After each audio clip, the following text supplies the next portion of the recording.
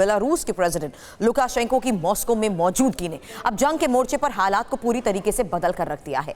बात यूक्रेन की नहीं हो रही बल्कि पोलैंड की हो रही है, क्योंकि प्रेसिडेंट पुतिन और लुकाशेंको अपनी मीटिंग के दौरान ही नए मोर्चे पर जंग शुरू होने का खुलासा कर चुके हैं।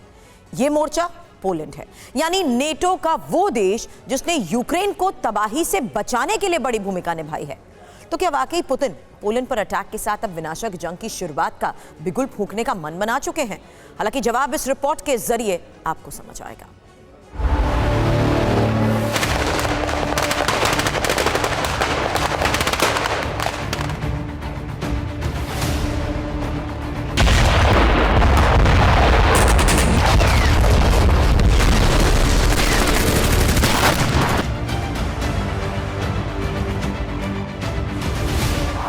दुनिया में ताकत का परिचय कराने वाली दो धुरियों में से एक रूस का एक केंद्र क्रेमलिन, जहां बारूदी विनाश का ब्लूप्रिंट तैयार हो रहा है।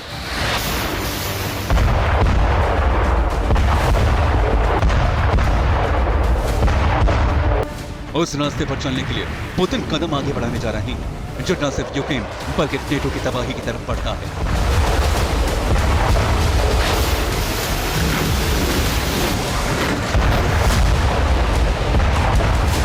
ये रास्ता है जंग में बनी हालात को 180 डिग्री घुमाने का।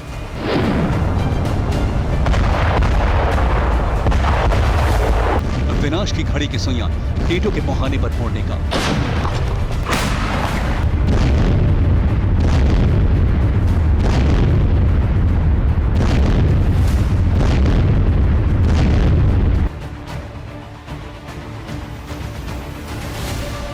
और इस रास्ते को अपनाए जाने का सबूत है बेलारूस के प्रेसिडेंट लुकाशेंको का मॉस्को दौरा। मॉस्को में बेलारूस के प्रेसिडेंट अलेक्जेंडर लुकाशेंको का आना, प्रेसिडेंट पुतिन से जंग के मसले पर बैठक करना, खुलेआम नेटो के लिए बेलारूस को खतरा बताने की कोशिश करना, जंग के जरिए विनाश का मुहाना खोलना सबसे बड़ा संकेत है। लुकाशेंको के मॉस्को पहुंचने के बाद अब कई सवाल खड़े हो गए हैं। सवाल ये कि क्या अब रूसी सेना नेटो पर हमले की तैयारी में है? सवाल ये भी कि क्या अब रूसी सेना बेलारूसी सेना के साथ मिलकर नेटो की तरफ आगे बढ़ेगी? सवाल कई है, लेकिन पुख्ता जवाब अब तक किसी के पास नहीं है। ऐसा इसलिए क्योंकि अब तक ये साफ नहीं हो पाया है कि बेलारूस में वैगनर फोर्स के शरण लेने का असल मकसद है क्या, और इसीलिए अगले कदम आशंका से घिर गए हैं। यानी प्रेसिडेंट लुकाशेंको के मॉस्को पहुंचने से बेलारूस की जंग में एंट्री की आशंका बढ़ गई है। फिर भी वास्तविक स्थिति का अनुमान लगाना अभी मुश्किल है, लेकिन क्रेमलिन में प्रेसिडेंट पुतिन से मुलाकात के दौरान खुद लुकाशेंको ने संकेत दिए हैं जो बताते हैं कि बेलारूस की सेना जंग के लिए तैयार है और वो बेलारूस में मौजूद वैगनर लड़ाकों की मदद से नेटो देश पोलैंड की सीमा की तरफ कूच करेंगे।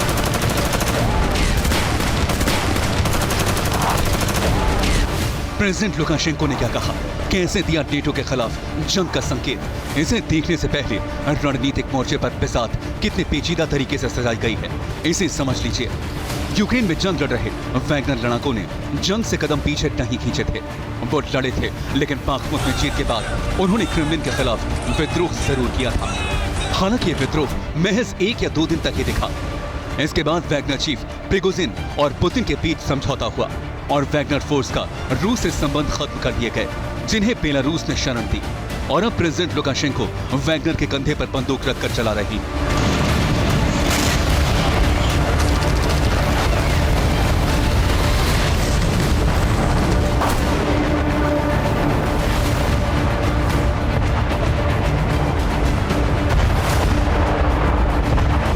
लुकाशेंको का बयान नेटो के लिए सीधे सीधे धमकी है। इसका मतलब ये बिल्कुल भी नहीं है कि वैगनर लड़ाके जंग छोड़कर भ्रमण पर जा रहे हैं, बल्कि इसका सीधा मतलब है कि वैगनर पोलैंड पर हमला करना चाहते हैं। वो प्लानिंग कर चुके हैं और उन्हें लुकाशेंको ने अनुमति भी दे दी है।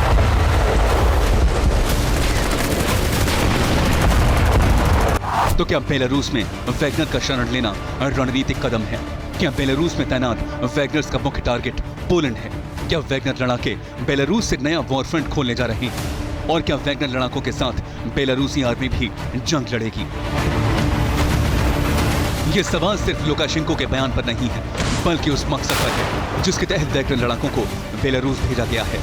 यह मकसद पोलैंड पर हमला हो सकता है।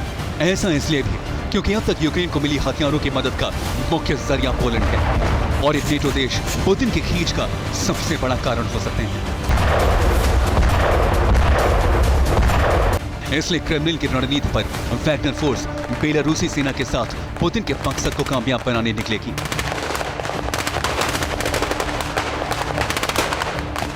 सवाल ये कि बेलारूसी सेना किस तरीके से वैगनर लड़ाकों के साथ मिलकर पुतिन के मकसद में कामयाबी हासिल करेगी।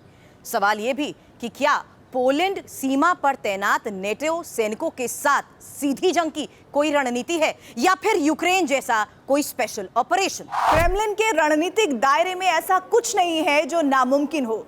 मुमकिन है कि नेटो की यूक्रेन को मदद रोकने का इससे अच्छा कोई रास्ता पुतिन को ना दिख रहा हो, क्योंकि हमला पोलैंड पर हुआ तो नेटो पहले अपना घर बचाएगा। इसका मतलब है कि रणनीतिक रूप से क्रेमलिन पोलैंड के खिलाफ सीधे जंग छेड़ने से बचेगा।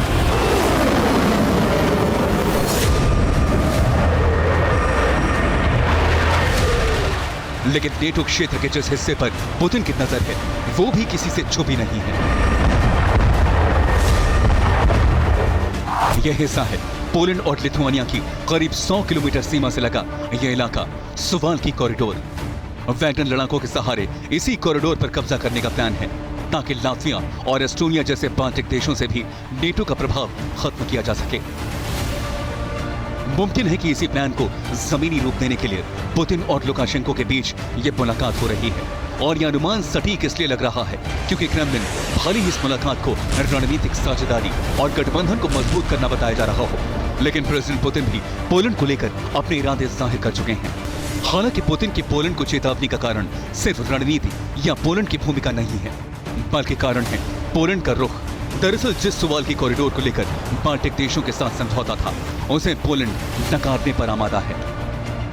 ऐसा इसलिए क्योंकि पोलैंड सुवाल्की कॉरिडोर में फाइटिंग यूनिट बना रहा है। इस नई यूनिट के लिए उत्तर पूर्व के युवा पोलैंड के टारगेट पर हैं और इस नई यूनिट में इसी साल भर्ती अभियान शुरू किया जाएगा। इस यूनिट के लिए S-70I ब्लैक हॉक हेलीकॉप्टर खरीदने की पोलैंड घोषणा भी कर चुका है। यानी पोलैंड अपनी रोटरी विंग क्षमता को बढ़ाने की तैयारी शुरू कर चुका है और पोलैंड के साथ रूस के तनाव बढ़ने का कारण भी यही है। इसलिए क्रेमलिन ने अपनी रणनीति के तहत पोलैंड को टारगेट बनाने का फैसला कर लिया है, जिसमें बेलारूस अहम भूमिका अदा करेगा। फिर रिपोर्ट TV9 भारतवर्ष।